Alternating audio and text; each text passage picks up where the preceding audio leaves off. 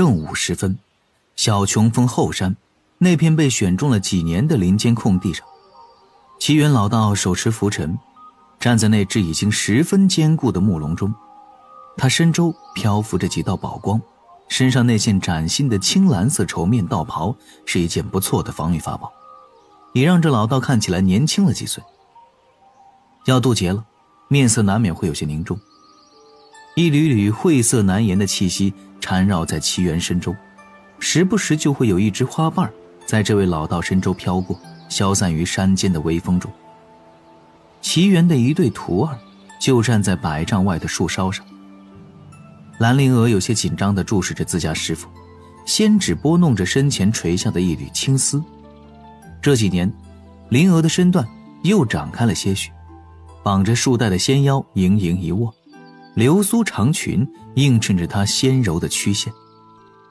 远观近看都是毫无瑕疵，她那张俏脸比起2年前也多了一丝丝柔媚，但总归还是清秀灵动居多。在兰陵娥身侧不远的树梢上，李长寿还是平日那般普通长袍的打扮，左手拿着一支竹简，右手拿着一把刻刀，灵时笼罩在师父周遭，观察着天劫来临时的种种预兆。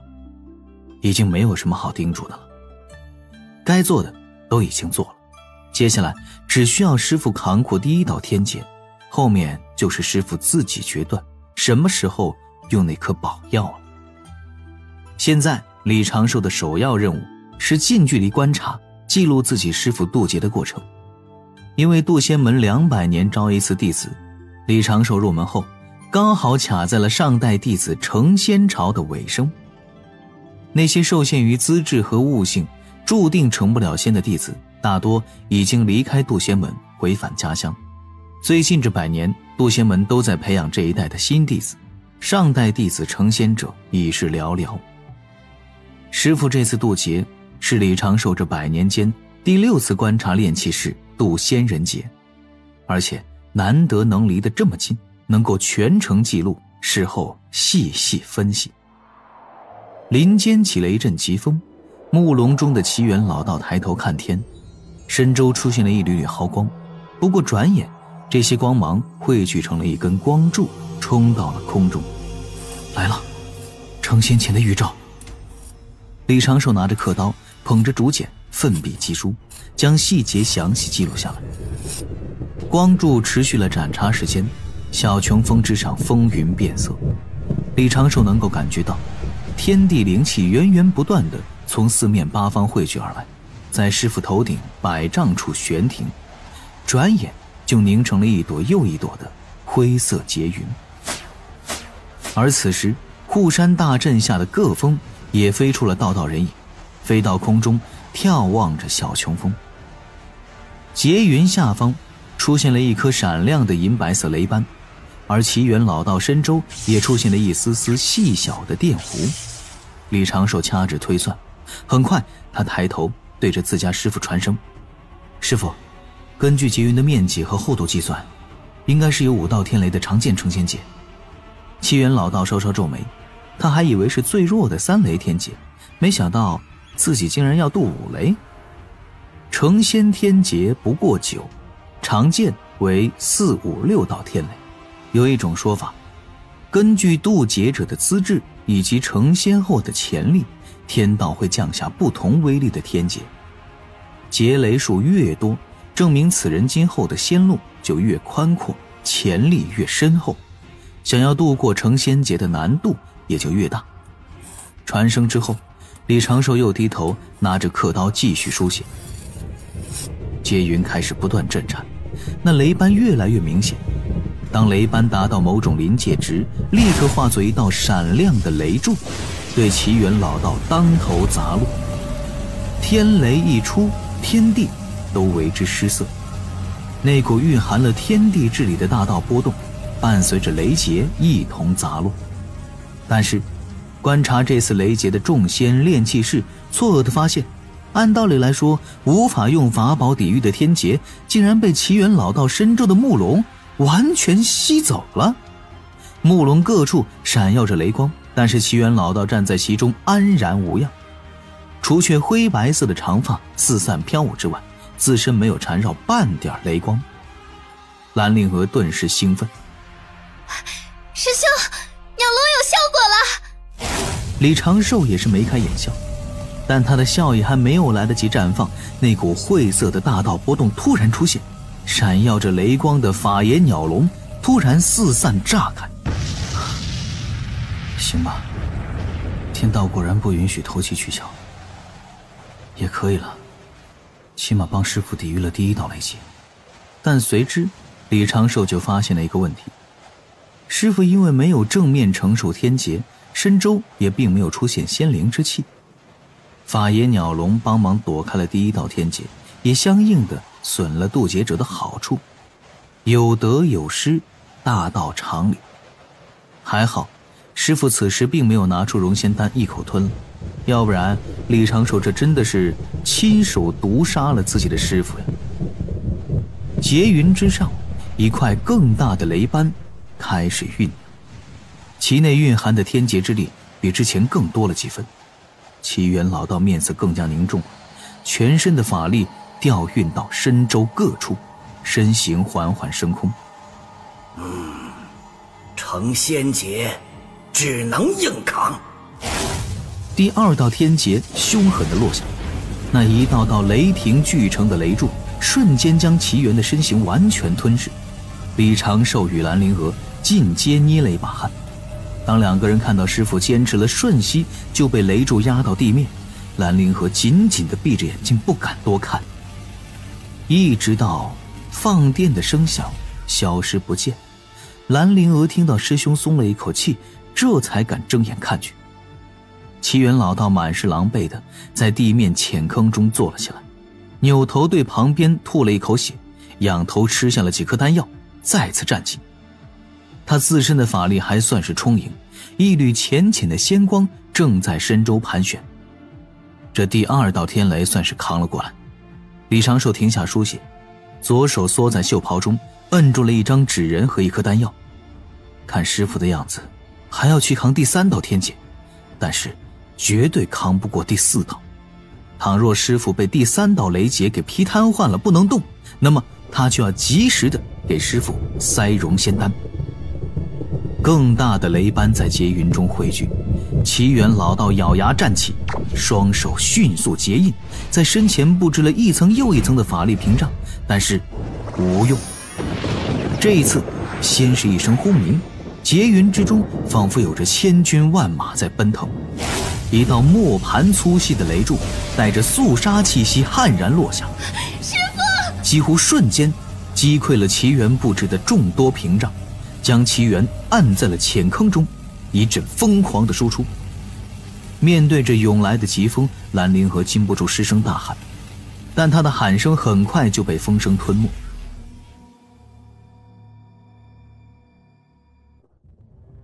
齐元勉强扛过了第三道天劫。说来也是无奈，天劫的数量和质量是根据他开始修道时的资质定下的。后来因为伤了道基，导致齐元并不能在归道境第9阶达到自己应有的强度，所以齐元面对天劫才会如此狼狈，第3道都只能够勉强撑过。雷劫将地面轰出了2个大坑，齐元就躺在坑底，靠着最后一口法力，身形慢慢飘起，站在了天劫之下，仰头注视着那更恐怖更大的雷斑，浑身鲜血淋漓，双目油然坚毅。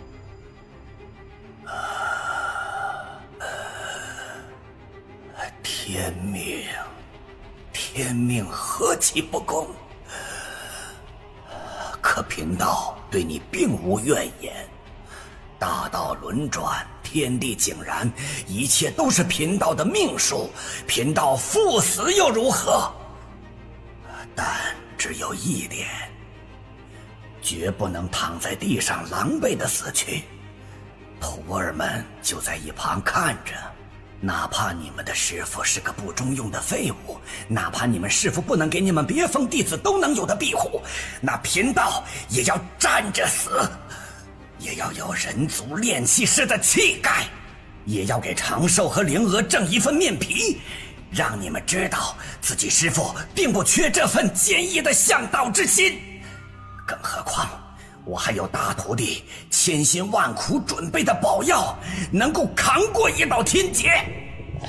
齐元老道拿出那只锦盒，将其内的丹药取出，毫不犹豫地塞入了口中，仰头吞下。来吧，天道！哪怕贫道知道这不过是徒劳挣扎，但贫道依然要搏一把，要见到最后一道雷劫。死在最后一道雷劫之下，应该就不算太过丢人了吧？雷班之内，天劫之力疯狂地汇聚，第4道天劫眼看着就要落下。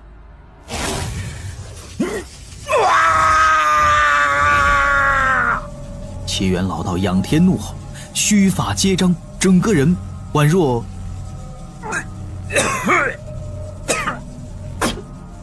这老道突然低头咳嗽了一声，嘴里喷出了一口鲜血，而后错愕地低头看着自己，浑身上下竟然出现了一缕缕血光。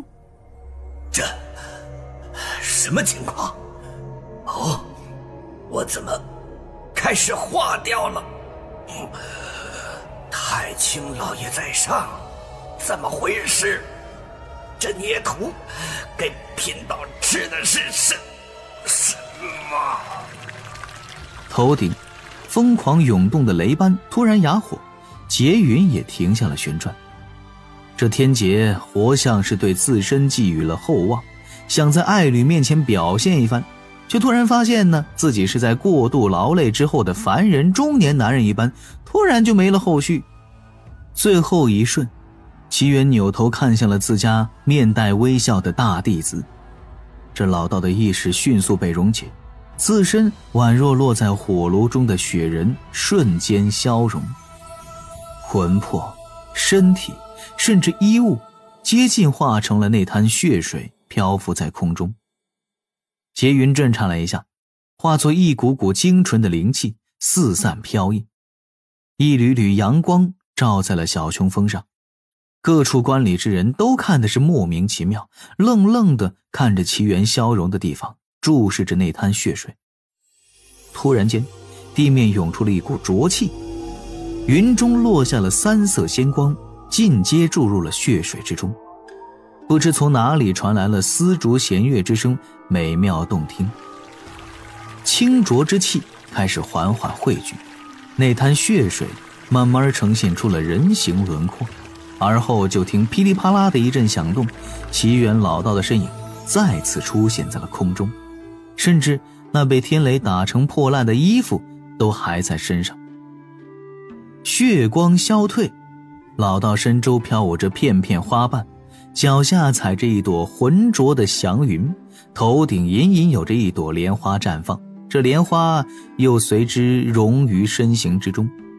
张口，齐元老道吐出了一口清气，浑身气息开始缓缓上涌。这般成仙异象，实可谓是寒酸呐。齐元老道此时已经明白了什么，转身看向了李长寿，目光当中满是无奈，却闪烁出了少许的泪光。